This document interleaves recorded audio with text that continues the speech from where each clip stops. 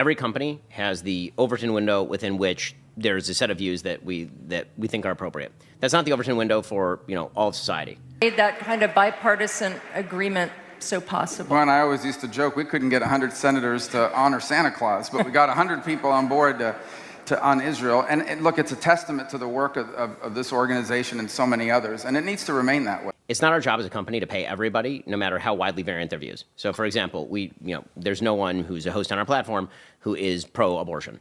Yeah. We're a pro-life platform. Okay, so you can find yourself, or put yourself, more accurately, outside the Overton window of things that we feel are appropriate. I just felt from observing both of you guys that have different mindsets, you guys had a beautiful opportunity to share one platform with two different mindsets. What's going on, everybody? Today, I wanted to do an analysis and review. It's very well thought out. I have dozens of clips, and I really wanted to make an accurate and interesting presentation about Ben Shapiro talking about parting ways with Candace Owens, because I think he makes a lot of valid points, but there's something really important that he just doesn't seem to be being honest about. It's something that I've wanted to debate or converse with, not just Ben Shapiro, but anybody of his mindset for 5-6 years now. And this is kind of my way to get the message out there and just be as respectful but honest as possible about a topic that's being really kind of hidden by a lot of conservative media. So that's what we're going to do. We're going to go over his response to why he didn't want to work with Candace per se. We're going to listen to his reasoning. And then there's one really important topic that he just doesn't seem to be talking about. And I want to fill in the gaps for people that are interested to listen. So thanks for being here. I appreciate you. Dreamer podcast starts now, and I'm grateful that you're considering what I'm saying. That's all I ask for is your consideration. God bless you. Show starts now. It's the Dream Rare Podcast. Welcome to the show.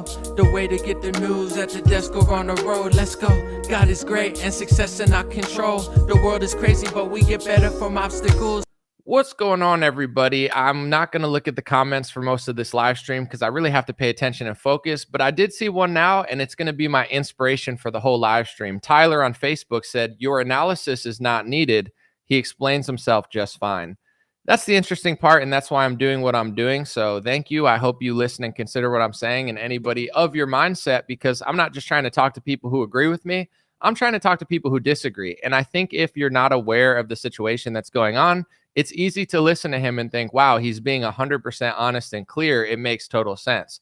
I'll be able to say when he is being honest and when he isn't. You don't have to agree with me, but I think my analysis is going to be pretty ironclad and strong. So let's just get right into it. Thanks for being here again. And let's go clip by clip. I got a bunch of them and a lot of stuff. And this also relates to politics and some issues we're seeing within the Republican Party now. But let's get through it, and let's go through the whole part where he says why he didn't want to work with Candace Owens. I just felt from observing both of you guys that have different mindsets, you guys had a beautiful opportunity to share one platform with two different mindsets and show the world, no, we're a real media. She has her own views and I have my own views, but we'll sit here and we'll discuss. We could even debate, or I could just not even acknowledge it, but I'm not going to remove somebody from their position of what they say. Valid point. His name is George Janko, and I just want to give video credit. This is from his interview. If you want to listen to it, check it out. George Janko did a great job and did good journalism there. So his thought process was what mine and a lot of people's was, which is fair. Why not just have a conversation with her, have two different viewpoints and two different analysis to prove that you're conservative, but you allow for some sort of diversity of thought? Here's the thing that Ben really doesn't seem to be talking about. It was reported by Glenn Greenwald in The Independent. Not only was he not willing to debate Candace Owens because she was calling for a debate, but according to Glenn Greenwald in The Independent, Ben and Daily Wire put some sort of gag order against Candace Owens and used her call for a debate and a conversation about the topic as a reason to shut her up. So this is the issue I have with Ben. He has every right to not like Candace Owens. He has every right to not want to work with her. Daily Wire is in no way, shape, or form responsible. They don't have to platform whoever they don't want. But I've never heard in 5-6 years, myself, anyone intelligent, anybody that seems reasonable, that they never have a debate on this topic. They only have leftists on or some, pastor who agrees with them. I've never seen them intelligently debate this topic because I don't think they could win. And I think they know that they're not really as honest as they portray that they are. So their only way of winning is running away, throwing gag orders at people and being like, yeah, we're all about a discussion. Are you really though? Because even if you let Candace Owens go, this is all I would say. I would love to see a Ben Shapiro versus Candace Owens debate, whether she's on Daily Wire, whether she's not. Just have a conversation about the topics that you're calling her anti-Semitic about, and she's so hateful.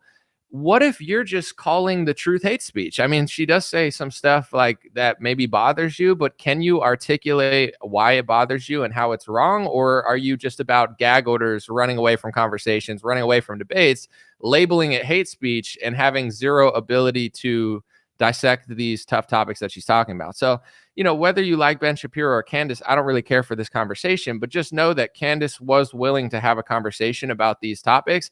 And it looks like, according to Glenn Greenwald, that Ben and the Daily Wire were using her calls for a debate, not to say, yeah, we're down, but to then use it as some sort of court gag order to shut her up because of her contract or something. I mean, you could look into that story. So, I'm all for conversation, but this is a conversation Ben just doesn't want to have. And then he says something that makes sense to the untrained ear. If you think he's being genuine, then it's like, no, he's totally right about what he's saying. It's just he never tells you what their line is, which is my issue with him. Just be honest. We know what your line is. Let's hear more of the conversation. I mean, every company has the Overton window within which there's a set of views that we think are appropriate. That's not the Overton window for all of society. I've never called for anyone, including people who I radically disagree with, who have threatened me personally, to be deplatformed, meaning like get kicked off of X, get kicked off Facebook.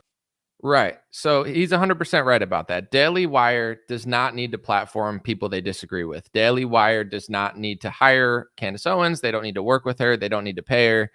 They don't need to do anything. They're entitled to their opinion, Ben's opinion, Jeremy's opinion. That's what they are. They're not, like he says, they're not Facebook or X. They are a news distributor. Here's my only issue with what he's saying. What is your line? We know that that's true, right? 100% true. Why is he so afraid to tell people what his line in the sand is and what the Overton window is at Daily Wire? We all know what it is. I know what it is. I'm going to tell you and show you what it is because it's obvious. But in this interview, once again, Ben just won't say what the Overton window at Daily Wire is. He just conflates it with liberalism, which was not their issue with Candace Owens. She is not liberal in ways that they dislike. She's not pro-abortion. So for some reason, he just can't stand on his own merits and tell people what his line in the sand is, which is obviously Israel. It's not our job as a company to pay everybody, no matter how widely variant their views. So, for example, there's no one who's a host on our platform who is pro-abortion. Yeah. Right? We're a pro-life platform. Okay, so you can find yourself, or put yourself, more accurately, outside the Overton window of things that we feel are appropriate. That's pretty much all I'll say on that. Right. So that's true. And also, this is a tactic that I use, but I use it a little different. When you're speaking to people and saying a complex topic that they don't understand, you start with something that's easy for them to understand, something that's simple, something that's obvious. And then you move on to what you're talking about. So it's like you would say, if someone's pro-abortion, I don't want to platform them because I'm against abortion, right? That's the tactic. But then you have to say what it is that your line is, which is something that Ben just doesn't do. So he uses the example of like, I don't want a leftist. I don't want Bernie Sanders. I don't want someone who's pro-abortion. Fair. But then what's your line? That's like the easy explanation for conservatives to understand. What's the more difficult version of your line? Because Candace was not pro-abortion. She's against abortion heavily, probably just as heavily as Ben Shapiro. So let's keep listening. Like he said, that's all I'm going to say on that. And this guy probes a little more. Let's get more into it.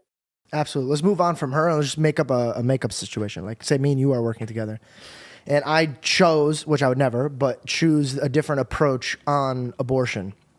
What then would separate you from Fox or CNN from like, no, this is how we think and believe and move.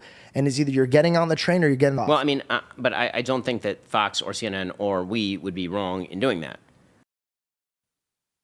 Once again, I have to agree with Ben here. Fox, CNN, nobody has to do anything. He doesn't have to platform someone who's pro-abortion, but I just don't understand why they can't have an actual conversation about why they actually didn't want to work with Candace Owens. Why is it all these hypotheticals that conservatives understand instead of like the tough topic that Ben clearly doesn't want to talk about? His line in the sand was not pro-abortion. Nothing Candace said with conservatism mattered. Her American conservatism was on point to the standards of Daily Wire. It was her analysis of Israel, a foreign country that is heavily intertwined with American politics, that bothered Ben and the Daily Wire to the point where they just couldn't platform her because Ben and Daily Wire have a massive pro-Israel skew. That's fair. He has every right to do that. Daily Wire, Jeremy Boring, they have every right to do it. But this is my part that annoys me. They just won't say that. Like, this interview goes on, and he just won't say that that's his line. He just keeps drawing hypotheticals that just don't exist in reality. And that's not why they fired her or got rid of her or whatever happened there. If somebody on Fox showed up and was like, okay, I'm a conservative, and Fox is a conservative news network, and then tomorrow they're like, I was lying, I'm a Trotskyite. Would Fox be wrong in firing that person? I don't think so. If CNN, which is a left-leaning news network, it's a little different than CNN, they purport to be objective.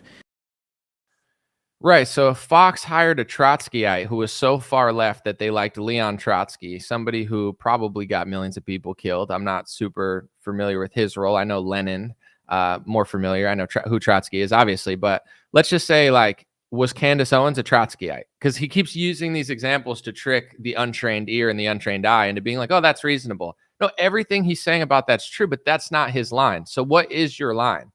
And the reason he doesn't want to talk about his line is because I'm going to show you later in my presentation the reasons he doesn't. It's not an argument he could really win, because the argument for why every single person in conservative media has to also, be so heavily in favor of another country that you're not even allowed to have like a single person at your news network who disagrees. It's not a really strong argument. So it's better to just say abortion, Trotskyite, Bernie Sanders, because these are things that every Republican doesn't agree with. But if you get into the other topic, or you listen to Candace Owens on a lot of topics, she's a very popular conservative. In some cases, I think she was getting more popular than Ben at Daily Wire. So it's not like she has these radical far left opinions that are like disgusting to Republicans. Yet that seems to be the only example Ben Shapiro can muster. He could think of every hypothetical that's not real for his network, but he just can't seem to say the real one, which is Candace Owens, although she has a great track record with American conservatism, she crossed the line of Israel. And that's our line at Daily Wire, one of them. Fair, totally fair. But he just won't say it. That's my issue, because he knows how to talk to Republicans and trick them. He's very smart. He's kind of smart. He's not as smart as he thinks he is, but he's definitely not dumb. We don't purport to be anything but conservative. We're conservative. If you show up and I hire you, and Jeremy hires you, and Caleb, we all hire you, and you say, I'm a pro-life person, and then the next day you come out and you say, abortion up till point of birth is a moral virtue. Do I have a moral obligation to continue paying you to be on the platform? I think absolutely not. Now, Correct. He does not have to pay a pro-abortion person, and they don't claim to be anything other than conservative. But is conservatism their number one ideology? And we're going to get into it later.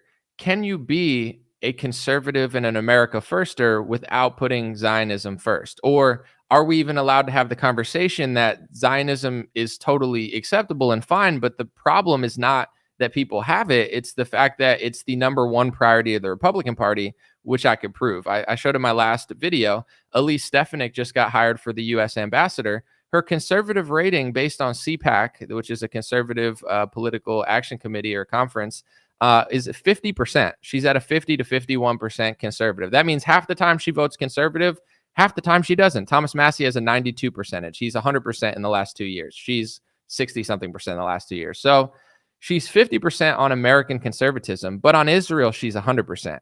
This is the issue that Ben doesn't want to address. He just wants to say everybody's anti-Semitic and everyone's hateful and it's just abortion and it's just Trotsky. He has to swerve around this topic and put out gag orders, because this isn't a conversation or a debate he could win. Not with me, not with Candace Owens, not with anyone that's halfway honest about this topic. So he can't tell you that. He just has to keep skirting around it. My issue specifically is not the fact that people like Israel. I have friends that like Israel. I know people that live in Israel. There's nothing wrong with that. You could support it. You could want them to win the war. But if most of our party is 100% in the bag for that country, but they seem wildly not in the bag for America, then something a little suspicious is going on here. Why is Elise Stefanik's conservative rating in America 50%, but she brags constantly at donor meetings that she has an 100% record for voting for Israel? That means she doesn't work for our country. That's the problem. But of course, you can't say that, because then Ben will call you an anti-Semite. But let's keep listening to the non-existent hypothetical scenarios that aren't the reason that he got rid of Candace Owens, because he loves talking about those. He just doesn't seem to like talking about the actual reason that they didn't want her there. Does that mean you should be quote unquote silenced? No. I mean, it's just we're signing a check. For that check, you are paid to provide the viewpoint that you are going to provide within limits that we are happy subsidizing.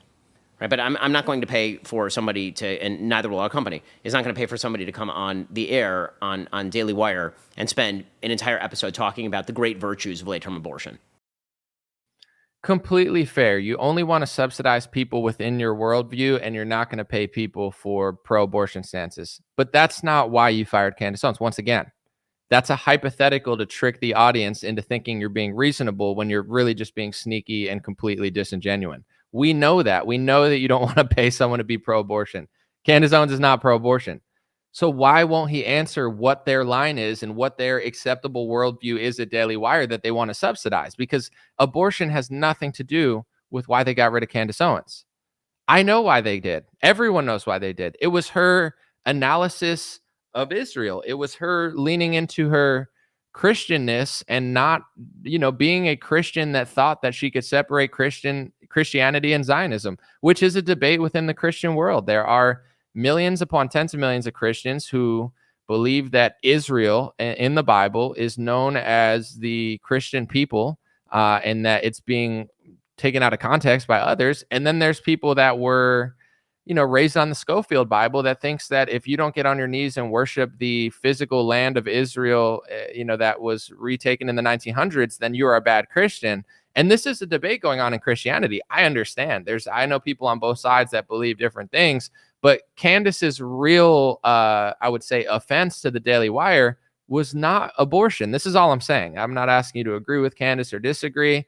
Just say what it was. It was the fact that she was a Christian, not Zion. If you were a Christian Zionist, you could be there. If you are a Christian, I'm Christian in America first, and then Zionism comes second, third, or fourth, and I'm going to have accurate discussions about the war in Israel and Palestine and have on both sides. Well, that's a little bit crossing the line. She was definitely also diving into, researching certain parts of World War II, and that's literally a crime in like 18 countries, and now she's banned from Australia. So, that's part of it too, but at least just say that. At least be like, we don't want you questioning this and this. Stop talking about abortion and acting like that's why you fired her. Let's get into a little more, because Ben talks about when he got inspired to do American politics. And I'm sure you won't be shocked to find out that his involvement in the American political system at college has, of course, nothing to do with American politics and everything to do with the country that he will call you anti-Semitic if you suggest he has even an ounce of loyalty to, which everyone who watches the show or looks at his Twitter feed knows that he does.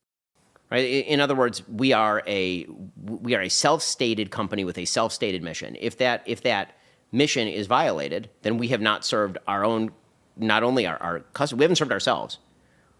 Okay, real quick, I went to Daily Wire. I went to the website. I looked at the about. Maybe I'm missing a section that I couldn't find because I wanted to do the research. He said they're a company with a self-stated mission. What is your mission? Does it say on your website that you prioritize Zionism so highly that if anyone at your network crosses a certain line in criticism or analysis or journalism involving the country of Israel, that you're not comfortable?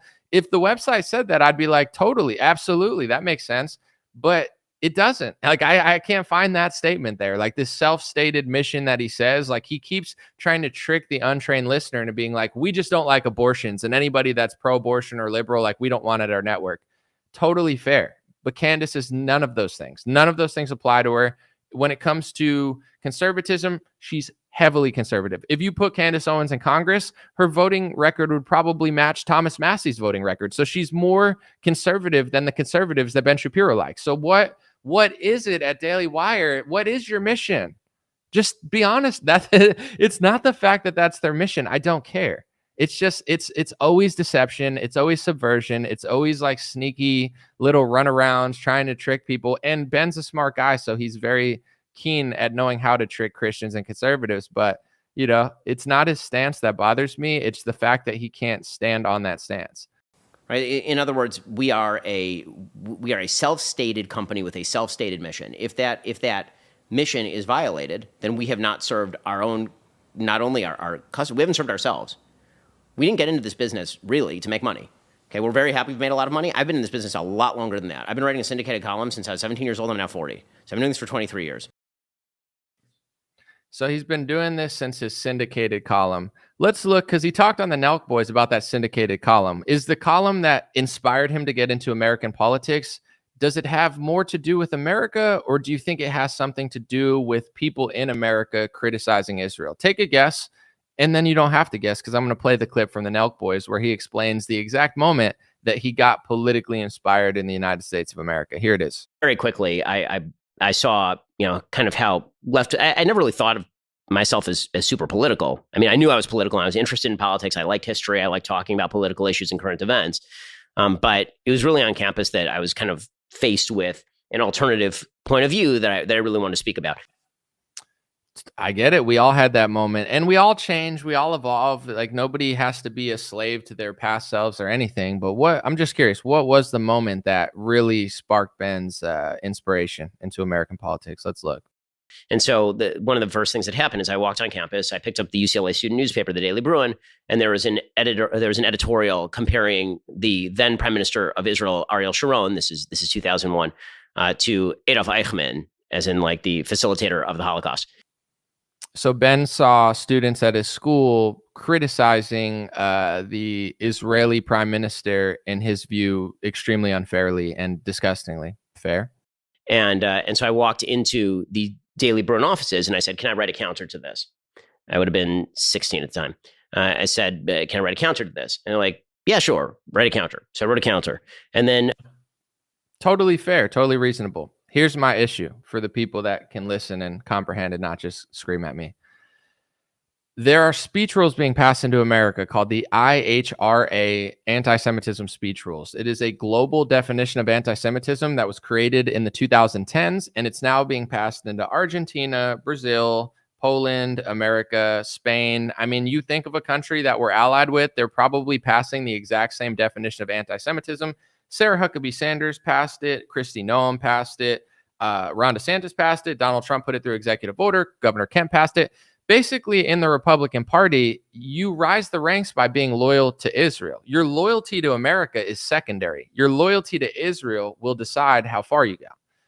And Ben Shapiro even tweets that if you suggest anybody of his ethnic group or religion has loyalty to Israel, which if you watch his show, he demands loyalty to Israel. He just calls everybody anti-Semitic. There's a bunch of Jewish people in America that don't care about Israel, and Ben hates them. So it's like, do you want Jewish people to be loyal to Israel? I think he does, right? If you watch his show, that's kind of the gist you get, right?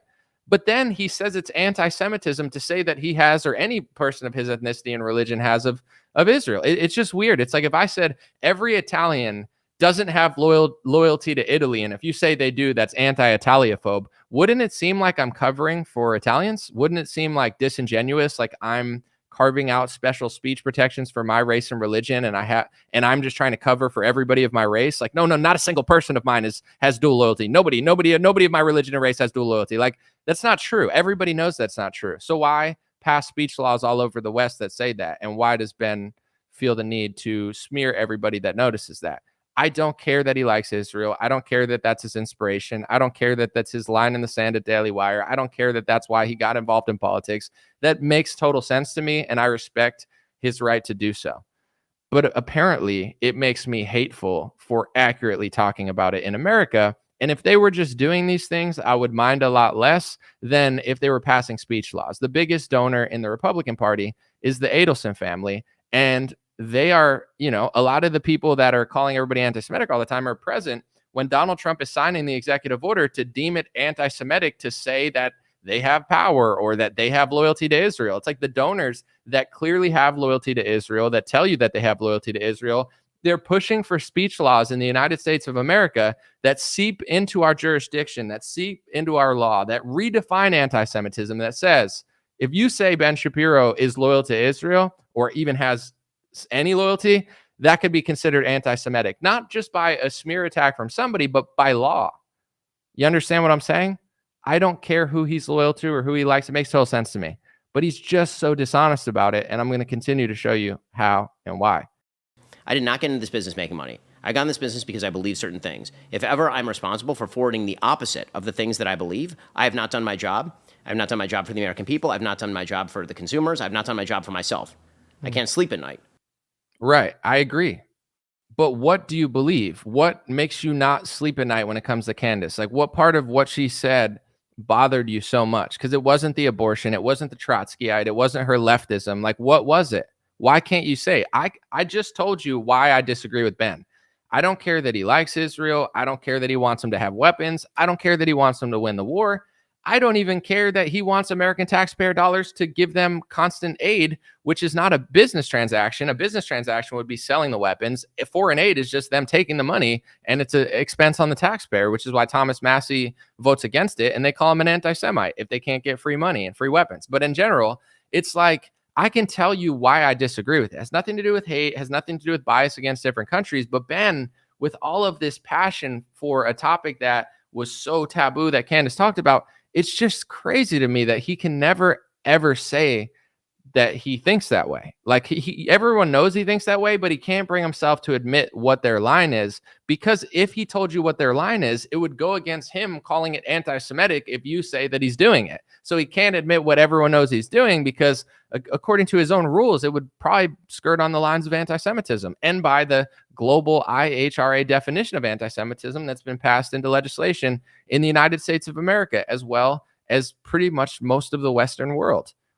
Okay, so if the idea would be, for example, that I'm going to, I have a moral obligation to hire somebody or pay somebody whose views I find morally reprehensible on any topic, including abortion, is that my moral responsibility? I think not. I'm not a platform. If I'm Facebook, if I'm X, right, then the idea is the Overton window should be pretty damned broad, because that's essentially the town square. You're almost mimicking what the First Amendment was built for, but once again, I agree with him. He doesn't have a responsibility to post somebody that he disagrees with. But why won't he say what it is? He keeps using other examples that aren't the actual example that he used, because he can't bring himself to telling people, even though everybody knows what the line was that Candace crossed for them. Everyone, I knew this in 2019. I knew this when I had a meeting 2 years ago and someone said, "Why do you think Daily Wire would never hire you?" I told them then, before they even fired Candace Owens, before she even talked about it, because I am not dumb. I knew what Daily Wire's line was, and it's not necessarily conservative. Yeah, abortion and a few other topics are important to them, but there's a certain other topic that is really, really important. Like, I already knew that. So I just don't understand why he can't say it. Listen to him say other examples and start making up new examples instead of just giving the actual example of what he actually thinks and why he actually doesn't want to work with Candace. I feel the opposite of a moral obligation to hire somebody or pay somebody for expressing viewpoints that I find to be personally outside the window of what we would want to be subsidizing. Does it hurt your heart knowing that there's some people that see you as somebody who's silencing somebody, when you know that your heart is moving towards bettering the country? Does it affect your process and your footsteps? It's a good question by George Janko. Once again, I want to give him full credit for these video clips. He did a really good job, especially just podcasting, providing counters to what Ben was saying. So he said, does it bother you that people will perceive you that way? And listen to Ben's answer real quick. I mean, it doesn't affect my process or footsteps in the sense that I think that it's a misread. I think it's a misclassification. And right? so you're good at shutting that off. Well, it's a category error. I mean, it's annoying to me because I think that category errors are annoying. But I think that the idea that, we as a company have a moral obligation to pay Bernie Sanders to be a host is obviously absurd. Isn't it fascinating? There's another fake example that's not real. No one asked him to hire Bernie Sanders. No one asked him to hire somebody pro-abortion. That was never in the discussion, and nobody thinks that. I mean, maybe some people do, but it's like, I'm all for example. Like I said, I like to use examples to make things simplistic for people. Like if I'm going to criticize a Republican, and I'm talking to Republicans, I like to explain it in simplistic terms like Ben does. So they're like, oh yeah. And then I'm like, and then this is what I'm saying. And then they're like, oh, and then it makes it easier to digest the second part. The problem with Ben is the second part never comes. It's just constant made up scenarios. And he never gets to the actual scenario of what the line was. Like, what if she was a Trotskyite? She's not. What if she was pro-abortion? She's not. What if I was trying to hire Bernie Sanders? Should I have to? No, but no one's saying that. This is the real question is, and I'm going to show you a clip of what he said of Thomas Massie, our best congressman, who I'm sure Ben doesn't like, because even though he votes conservatively for America, he's one of the few Republicans that's so America first that he does not bow down to like the Israeli lobby. So Ben obviously doesn't like him and considers probably what he's doing anti-Semitic. But let's look at the real debate that Ben doesn't even want to bring up because it's not a debate he could win. He just has to divert to Bernie Sanders and Trotsky and abortions, which is, can in an American first movement, in a conservative Republican big tent, or at a Republican media company, what is the role of Zionism, and do certain people, are they allowed to say that if that ideology and that these donors and these media people become so prominent that that's their number one mission, that America comes second? Is that an issue? Because that's the real conversation. It's not about hating a country or whatever, but it's like, is the Republican Party so in the bag for a foreign country that they operate at nearly an 100% level for a foreign country, but when it comes to us, we get like 50 to 30%?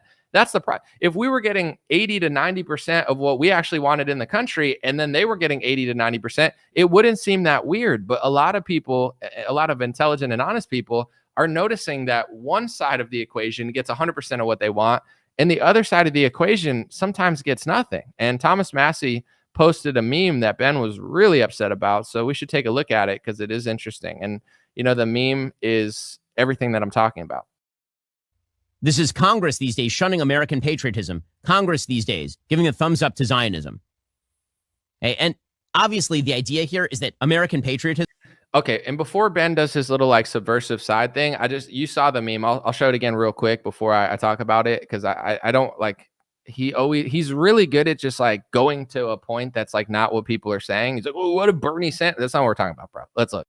This is Congress these days shunning American patriotism. Congress these days giving a thumbs up to Zionism. So that's the meme. It's the meme of, if you're just listening to the audio, it's the Drake meme where he's pointing and then shunning, and he's shunning American patriotism. Like, no, we don't want that. But then Zionism, they're like, yep, we want that. So before Ben makes up some scenario that's not what Thomas Massie is saying, the issue is what I just said before. It's the fact that they're the meme literally explains it. They're shunning American patriotism. Like, let's go. I think when he posted that, Congress gave money to Ukraine and Israel, and they said, even Lindsey Graham, who is totally, straight and not gay and totally awesome, he even said, we're not giving any more money to Israel until we get the border. Like, we're not doing it. It's not happening. He's the most pro-Israel person and totally straight and not gay. Of course, Lindsey Graham, totally straight. He's like, we're not giving a single dollar to Israel. And I was like, whoa, even Lindsey Graham is fed up with the fact we can't get a border. And guess what Mike Johnson and the Republicans did? The exact opposite of what they said. They gave money to Israel. They gave money to Ukraine. They gave money to Taiwan, and we didn't get the border. So that's when Thomas Massie posts that meme. Hundreds of billions of dollars. Our borders open. Mayorkas is a psychopath working with, just coincidentally, HAIS, which is a Jewish nonprofit organization of some sort. I mean, you could look into that, but I'm just being honest. It's not to blame everybody. It's just that's what the group identifies as. But of course, if you say it, then it's hateful. But it's like he's got the border open. Millions of people are flooding through. Our country is an absolute mess. And then we give $100 billion to a foreign country, and our party can't even get a border wall. They can't even get a $5 billion or $1 billion write-off to get something done for us. That's when Thomas Massie passed it, where he's like, clearly our party works for Israel and not American patriots. It's not like we can both coexist and we're both getting what we want. We're getting nothing from our party, and foreign countries and foreign leaders are just getting our money while our economy sucks. That's why he posted the meme. So consider that, whether you agree with Thomas Massie or not, and then listen to the fake psychology that Ben goes in his head, because he's just so annoyed that one out of hundreds of Congress people know what's going on and actually have America's best interest. There's only one, not 5, not 10, not 50, literally one. And this is how they get treated. Probably the best congressman, the best record in the Congress, but this is the type of press they get from Ben. This is Congress these days shunning American patriotism. Congress these days giving a thumbs up to Zionism. Hey, and obviously the idea here is that American patriotism is somehow directly opposed to Zionism, which is that American patriotism is somehow opposed to Zionism, that you can't be both an American patriot and a Zionist, which of course is ridiculous. I mean, just ridiculous, full stop crazy, considering that has been the mainstream position in the United States since the birth of the state of Israel. Okay, so let's go through two different concepts. That's not what Thomas Massie was saying at all, and that's not what I'm saying. They can coexist. They just don't right now. We don't get anything, and they get everything. I'm going to play a clip of Marco Rubio. Listen to him say it. Made that kind of bipartisan agreement so possible. Well, and I always used to joke we couldn't get 100 senators to honor Santa Claus, but we got 100 people on board on Israel. And look, it's a testament to the work of this organization and so many others, and it needs to remain that way. That's Marco Rubio talking at AIPAC. He said we couldn't get 100 senators to do something for Santa Claus. You know, just basically trying to pick something that's like fluffy and, just like harmless. Like, we can't get 100 senators to agree on anything, but we get them to agree on Israel. Isn't that a little weird? We can't get the Congress to agree on a border wall for our country, but we can agree to get them to send our money to Israel. We can't get them to stop a war. We can't get them to do voter ID even in this country. Like you could think of 50 things that would benefit Americans. That's basic common sense, no matter what race or religion you were, if you were an American citizen. And we can't seem to get any of those done. Elise Stefanik, she was bragging on a stage. She said, I vote 100% for Israel. Whatever Israel wants, they get it with no strings hold. They get everything they want 100%. So what's her conservative voting record? It's 50%. If she was 100% on both, they can coexist. They just don't right now. So Ben's trying to say, are you saying that these two can't coexist? No, I'm not saying it's not possible. I do think it's possible, but these people have to prioritize America first before a foreign country. That's not what's happening. If they prioritize America first and Israel second, then yeah, they can both coexist. But if 99% of Congress is prioritizing Israel first to the point where they're willing to send hundreds of billions of dollars overseas and not do a border wall, Houston, we have a problem.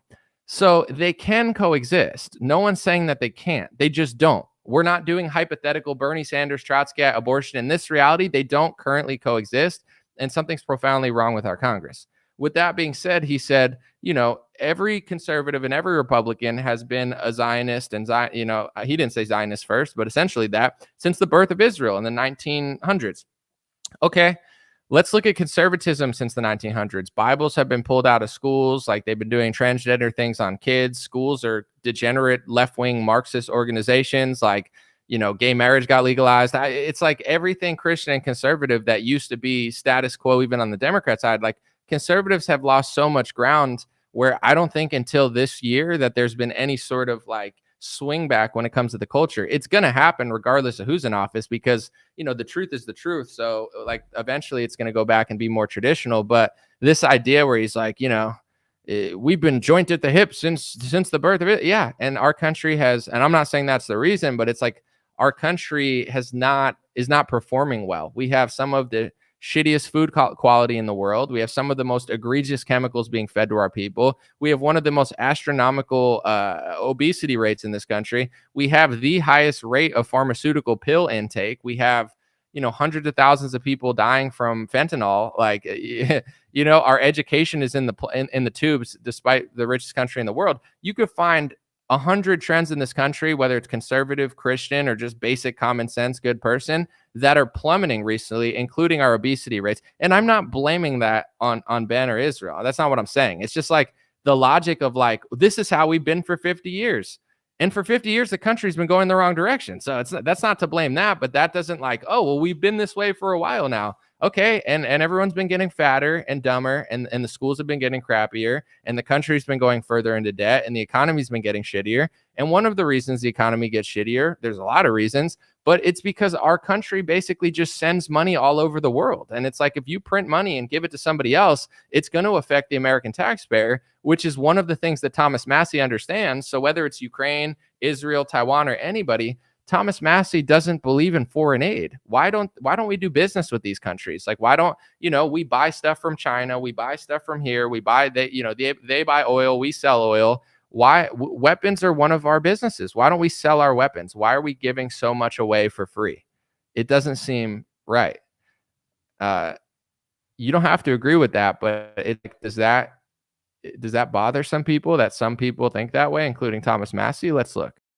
Is being an American patriot and being a Zionist, being in favor of the existence of a Jewish state of Israel, are not in conflict in any way, shape, or form. So here's the deal: we should condemn anti-Semitism wherever it exists. If what Massie meant is the latter, which again, given his voting record, would not shock me, that American patriotism and Zionism are somehow in direct conflict, then yeah, that's anti-Semitism and it should be condemned. Oh no, here comes the libtard safe space version of him. That's a complete hypocrite of everything that he did to get famous. Now it's hate speech. Now it's anti-Semitism. The meme was put out when even Lindsey Graham, who's totally not gay and straight, like I said, just make sure you know he's super straight, I'm sure. Lindsey Graham said, one of the most pro-Israel congressmen we have. He said, Israel's not getting another dime until we get a border wall. And then they caved and gave Israel money and gave Ukraine money and gave Taiwan money and didn't get us a border wall. That's why he posted the meme. But even though the meme is accurate, that the Congress cares about that more than that, American patriots, who cares? This ideology, get whatever you want. That's all he's saying. It's completely true. Ben says, I think it's anti-Semitic. Of course, because the guy who says there's no such thing as hate speech has his own special carve-outs for his race, his religion, and his ethnicity, and the country that he likes. And then he'll say that you're hateful for saying the truth in America about the country that he supports. And you can't even say that he supports it because that's also anti-Semitism, according to Ben Shapiro. Speaking of that, people need to realize this, regardless of what you think. If you believe in the First Amendment and you don't believe in special speech policing for race and religion, take a look at this. These are the IHRA anti-Semitism laws, the same exact definition of anti-Semitism, which is insane, bloated, and completely ridiculous. It's being passed all over the world. Argentina, Sao Paulo, Brazil, Arkansas by Sarah Huckabee Sanders, Georgia by Governor Kemp, Ron DeSantis. Isn't it crazy that the same global definition of anti-Semitism is being passed all over the world and all over America by the Republican Party and the Democratic Party in some cases? It's really interesting. Nobody knows what the definition is because if you watch most Republican media, they don't tell you that it's happening and they act oblivious and stupid, even though they know exactly what the definition says. And the reason that they don't tell you is because if you went to the website on the State Department and you read all of the definitions of what they considered anti-Semitism, you would be like, well, yeah, I don't think that should be passed into Arkansas. I don't think that should be passed into Georgia. One of them says you can't say a certain group of people killed Jesus. So now if you're a Christian having a biblical discussion, do you think it was the Romans? Do you think it was the group that you can't talk about anymore because they totally have no power?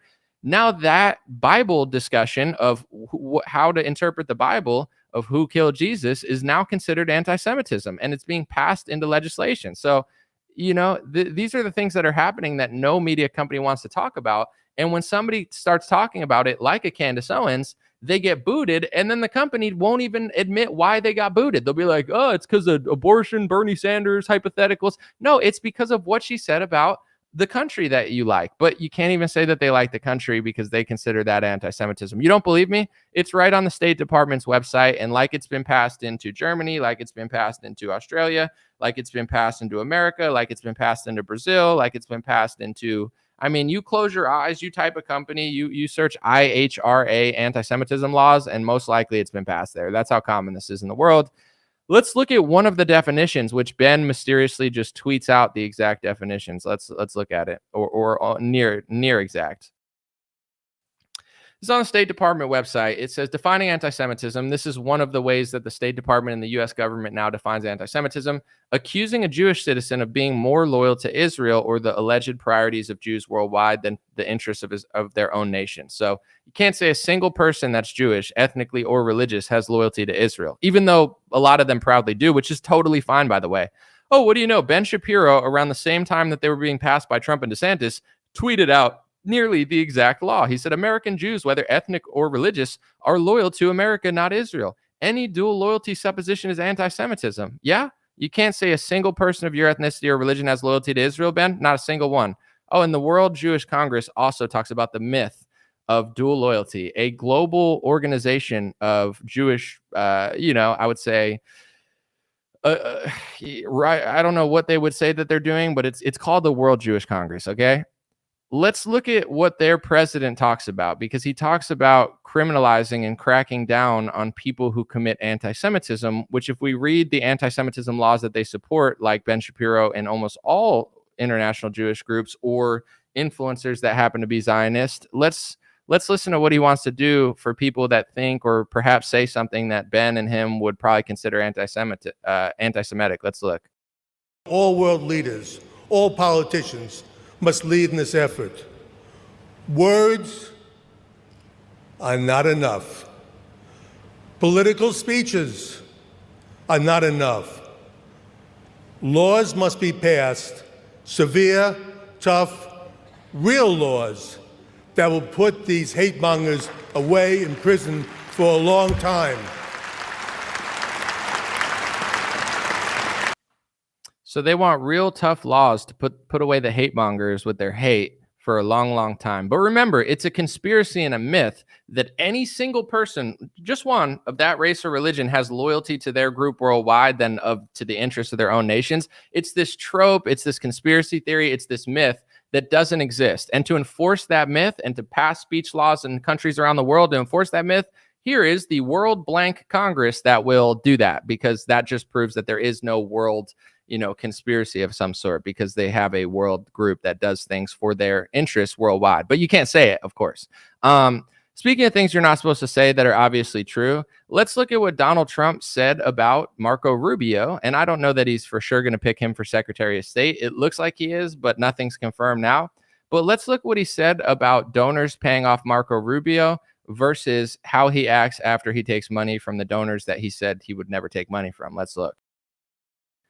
It's a tweet from Donald Trump when he was running in 2015, 2016. He said, Sheldon Adelson is looking to give big dollars to Rubio because he feels like he can mold him into his perfect little puppet. I agree. So he's like, the big donors are giving money to Rubio, and he's a perfect little puppet for them. That's a pretty epic tweet. Donald Trump was awesome. He still is cool.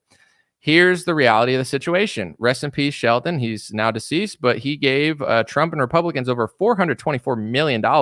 And then Miriam Adelson gave Trump $100 million for this campaign. If you're doing the math, that's over $500 million to Trump and Republicans since Trump took office.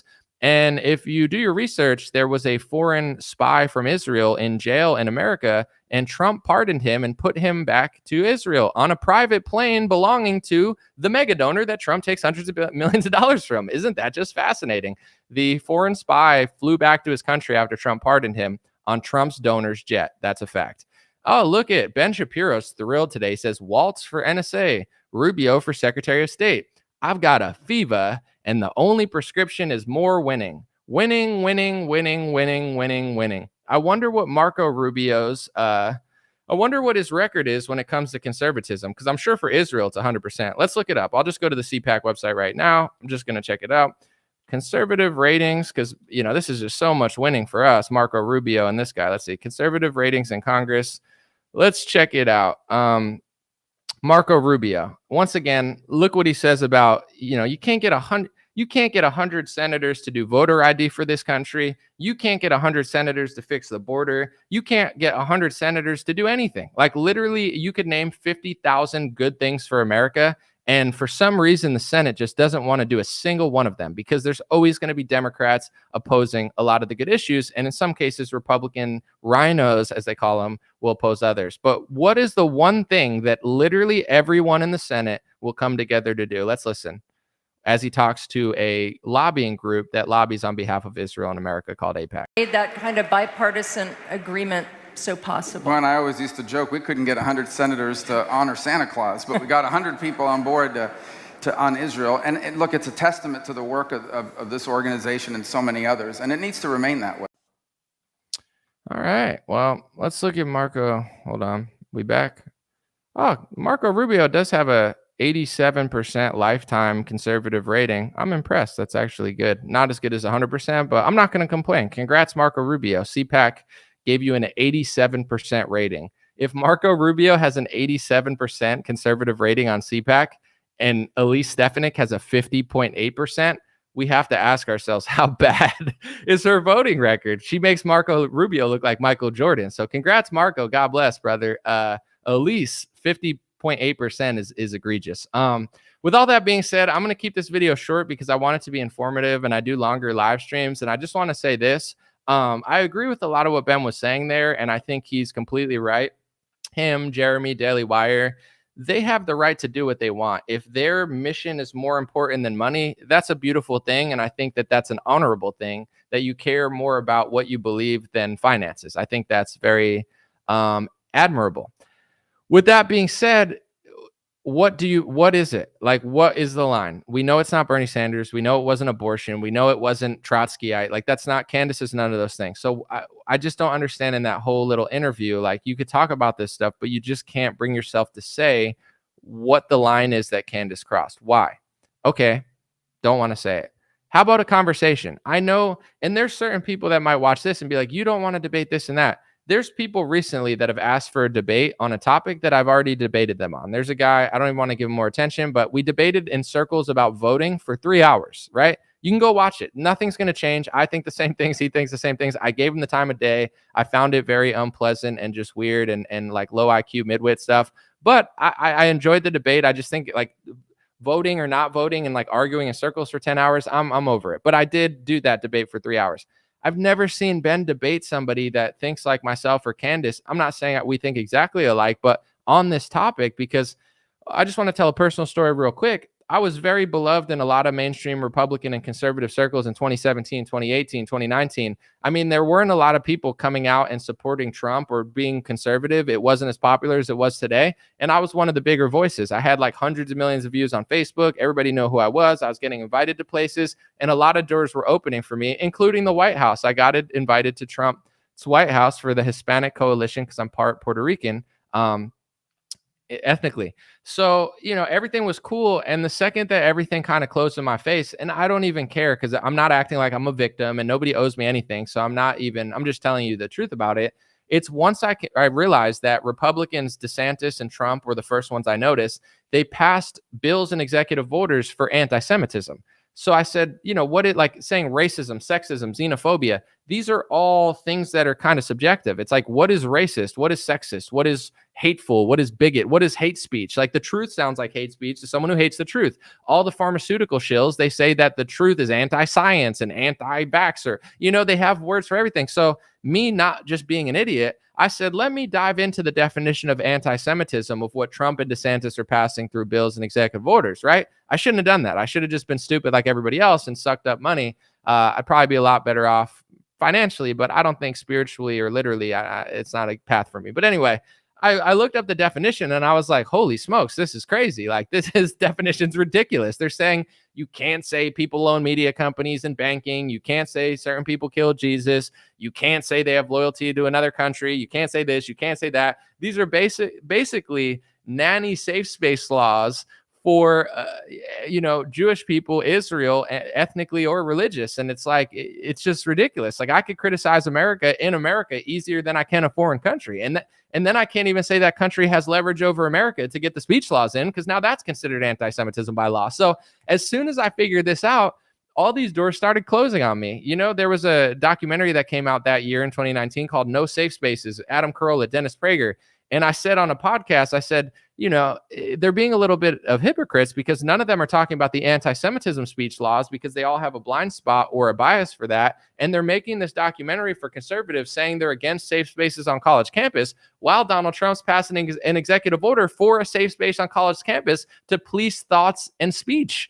And, that podcast got shelved because the podcast I was on was sponsored by Dennis Prager at the time, and they didn't want to conflict with the people paying them. And they, apologized to me 5 years later, and now they know I was right, and they sound just like me. But with all that being said, once you figure this out in the conservative movement, you can't work anywhere. I knew Candace Owens had that job because she never talked about those stuff. I don't know if she knew. I don't care. It's not my business. But it's like, I know they only platform people who either vehemently agree with them or just know, like Matt Walsh knows where to not go. He probably thinks a lot of the same things I do, but he knows how to not say it and make millions of dollars. Good for him. He does a lot of great work over there. I think Matt Walsh is a net positive. He's an interesting guy. With that being said, once Candace started going down that path, like I knew it was only a matter of time before something happened because I knew that that was their line. They just don't let other people know that that's their line. And when it comes to the conversation around it, they shut down any conversation or debate because they just write it off as anti-Semitism, anti-Semitism, anti-Semitism, anti-Semitism, which basically just means hate speech. But what you need to know is that there's an actual definition of anti-Semitism that's being passed globally, the same exact Orwellian definition. And it's a crime in a lot of countries. The reason Candace Owens can't go to Australia is because Australia has speech laws and Candace Owens has broken the speech laws. If Candace Owens lived in Germany, they could probably throw her in prison. for doing the World War II report on the experiments in World War II. I don't even know what exactly she said, but I know that that's a crime in Germany that you could get thrown in prison. Just like there's speech laws in England for homosexuality and Islam, and you can't talk about women. I mean, UK is cucked beyond belief. They have every speech law ever made. They're just pathetic. I love the people of the UK, but your culture is a little weak and pathetic. That's why you're getting conquered. But with that being said, that's the pride of conservatives, is we don't have that culture. We don't police speech. We don't have laws. Black, white, Jewish, Christian, Muslim, like we're all equal. We all get to speak. Yeah, that's what they tell you. But the entire Republican media complex and political complex is run by Zionist firsters. And my problem is not that they like Israel and that they support Israel and they defend Israel. That's fine. I think that's totally fine. And that's awesome. And that's great. And you should love and support and defend any country that you want to. That's a beautiful thing. But when it comes before American patriotism, to the point where Rick Scott is the hero of the Senate movement, and he floated the ideas of red flag laws in the Washington Post.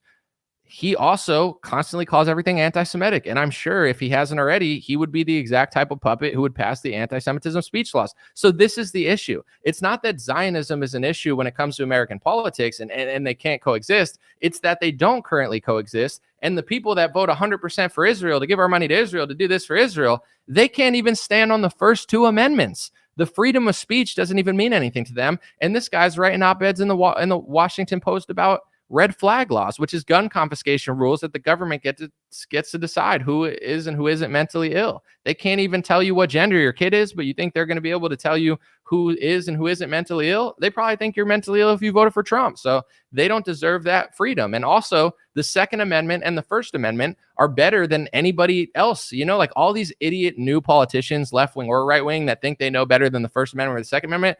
George Washington and Thomas Jefferson would laugh in their face. These are midwits compared to the founding fathers. These were highly intelligent people who made one of the smartest documents in modern history when it comes to giving people power.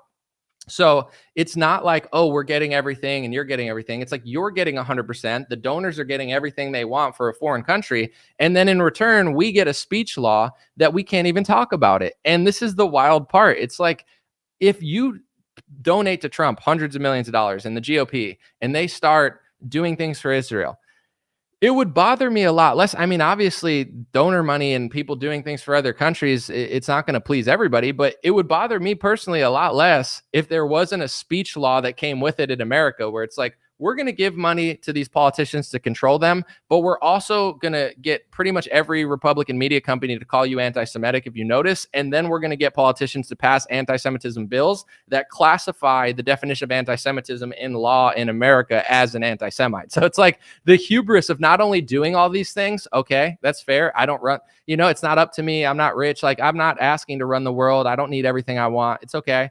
But you're going to do all these things and then pass a speech law to say that it's hate if someone notices that you're doing it. Ben Shapiro is obviously obsessed with Israel, and that's totally okay.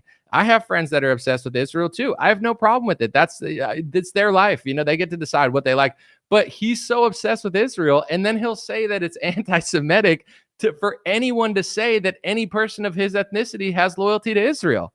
That's why he can't tell you what the line is at his company, because he's built this fake reality where if he admits what their line really is, then it'll be classified as anti-Semitism under the rules. It's like this shield that they're putting out for their ethnicity and their religion, protecting their whole religion and ethnicity and anybody of it, and then saying that you're like hateful if you notice that they're doing it. They're like, are you saying that I'm doing this? And it's like, yeah, you are doing that. Not everybody's doing that. Like, I want to just repeat this point, and then I want to end this. I want to get it under an hour.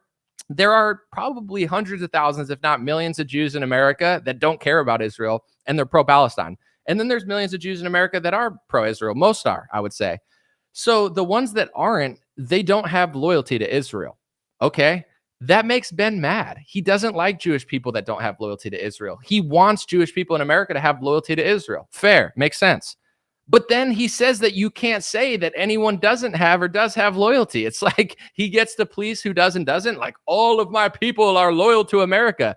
That's not true to any ethnic religion, but you need special speech carve-outs in America for it. That's what I'm talking about. Hopefully you understood. I want to keep this under an hour, or else it's going to be hard to digest. Appreciate you guys. God bless. I'll be back soon. Appreciate it.